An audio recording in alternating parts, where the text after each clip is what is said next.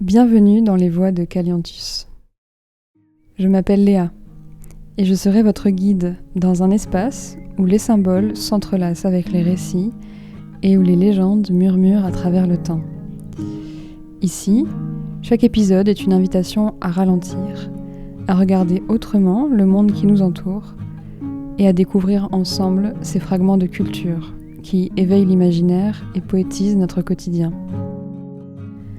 Interviews, lecture de contes, analyse et recherche, que vous soyez curieux de comprendre ou simplement en quête de nouveaux imaginaires, laissez-vous porter par ces histoires anciennes et par la sagesse des symboles qui nous relient les uns aux autres. Prenez une grande inspiration et ouvrez avec moi la porte de notre héritage. Bonjour et bienvenue dans ce nouvel épisode des Veilleurs de l'encre, celui où je te présente les penseurs qui ont nourri et inspiré ma pensée et mon métier de sémiologue. Et aujourd'hui, à la veille de ma seconde semaine de formation au CMLO, au Centre méditerranéen de littérature orale, j'ai décidé de te parler de Paul Sébillot, qui est une figure incontournable pour qui s'intéresse à la culture populaire, aux contes, aux croyances paysannes notamment, et donc indirectement à la sémiologie, entendue ici comme science des signes et des représentations. Il n'est pas sémiologue au sens moderne du terme, comme Barthes ou Eco, mais par contre, ses travaux fournissent une matière première précieuse pour tout sémiologue. Alors, un petit point peut-être d'abord sur qui il est. Paul Sébillot, c'est un écrivain et folkloriste et un ethnographe breton. En fait, il est surtout actif à la fin du XIXe siècle, qui est une époque marquée par un intérêt grandissant pour les cultures qu'on dit populaires. D'ailleurs, c'est un membre fondateur de la Société des traditions populaires en 1886. C'est une des premières institutions françaises à collecter, conserver et analyser des récits oraux, des coutumes et des croyances des campagnes. C'est pour ça qu'il est très intéressant, parce que grâce à lui, on peut se mettre dans les lunettes de certaines typologies de personnes. Et donc de pouvoir avoir une vue sur leurs croyances. Il est souvent considéré comme l'un des pères du folklore français, au même titre que les frères Grimm en Allemagne.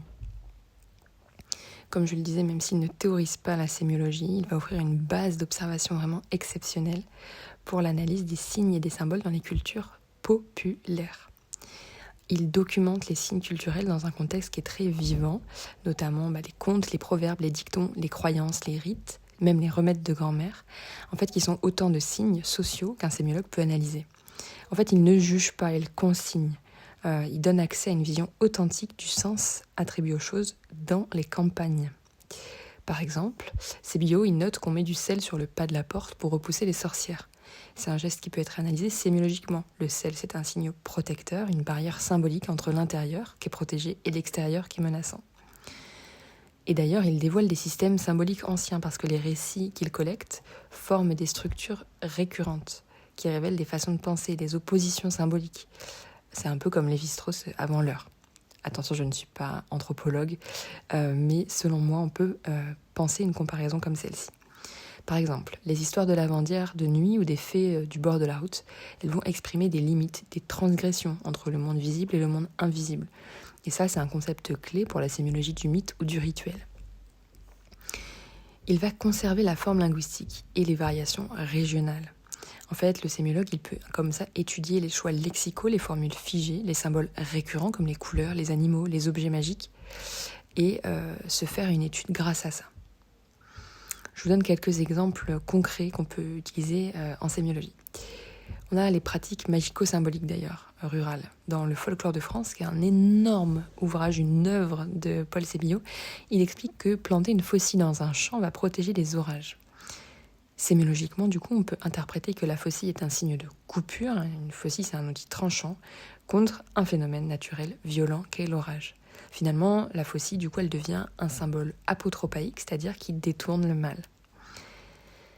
On a aussi, comme je vous le disais, ces revenants, ces lavandières de nuit, c'est des figures qui apparaissent souvent au crépuscule, ou près des cimetières, ou près des lavoirs. Du coup, ça incarne une liminalité, c'est-à-dire un seuil entre la vie et la mort, une transgression aussi, puisque c'est un travail qui est interdit à certaines heures, et souvent une sanction symbolique d'une faute morale. Par exemple aussi, il parle des feux, et des processions. Il recense tous les récits de feux rituels ou de processions lumineuses, comme celle de la Saint-Jean ou de la Toussaint. Et grâce à ça, on voit à quel point la lumière devient un signe de purification ou de mémoire selon les contextes. Pourquoi c'est fascinant et pédagogique à partager, pourquoi moi c'est vraiment un de mes penseurs favoris et que j'ai tous ces livres à la maison, mais parce que ces textes sont très très riches et très accessibles. En fait, c'est facile de raconter les histoires qu'ils consignent. Et parce que chaque anecdote permet d'ouvrir sur une lecture symbolique, anthropologique et sémiologique, comme je vous le disais. Il donne vraiment des outils pour comprendre comment une société donne du sens à son environnement, à la maladie, à la mort, au sacré. On peut vraiment se mettre dans la peau de ceux qui nous ont précédés, de nos ancêtres. En résumé, si je vous fais le point, Paul Sébillot, c'est pas un théoricien des signes, c'est pas un sémiologue, mais c'est un réservoir de signes. En fait, il permet à la sémiologie de se nourrir des récits du quotidien, des objets de peu, des gestes qui sont oubliés. Et il répond à cette mission chère à la sémiologie, qui est révéler le sens là où il semble invisible, dans la banalité, dans la tradition et dans le folklore. Voilà pour cette petite présentation de Paul Sébillot. Je vous invite vraiment à aller chercher de votre côté pour creuser un petit peu. Alors, je vous donne quelques exemples de là où vous pouvez aller creuser. Vous avez déjà le folklore de France dont je vous ai parlé, c'est 3 tomes et c'est l'œuvre majeure la plus vaste. Par exemple, je vous donne les titres. Tome 1, c'est les traditions et les superstitions. Tome 2, le ciel et la terre. Tome 3, la vie matérielle et les croyances. Là, vous allez trouver les rituels, les croyances, les recettes, les contes et un classement thématique par fête, par saison, par objet. Donc ça, c'est très bien. Vous avez aussi des choses qui sont plus ciblées en termes de région, par exemple les contes populaires de la Haute-Bretagne, qui sont une collection d'histoires recueillies directement à l'oral. Là, vous avez une langue riche. C'est parfait pour observer les schémas narratifs, les motifs récurrents et les figures symboliques. C'est une ressource directe pour lire le mythe et le conte comme un système de signes. Vous avez la même chose, mais pour les traditions et les superstitions, pareil pour la Haute-Bretagne notamment. Et là, c'est un travail quasiment ethnographique qui est centré sur les gestes, les croyances et les dictons. On retrouve les remèdes populaires, les présages, les rites de passage.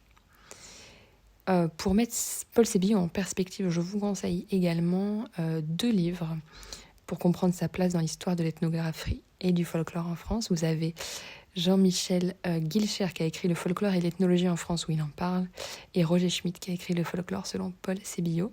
C'est une thèse qui a été publiée en 2005. Donc si vous voulez du contexte et une critique constructive de l'œuvre de Sébillot, je vous invite à aller voir tout ça. J'en parlerai dans d'autres épisodes dédiés, mais on peut croiser tout ça avec des approches comme celle de Vladimir Propp, de Lévi-Strauss, de Roland Barthes. Mais ça, je vous en parle plus tard. En tout cas, je vous dis à très vite pour un nouvel épisode de podcast.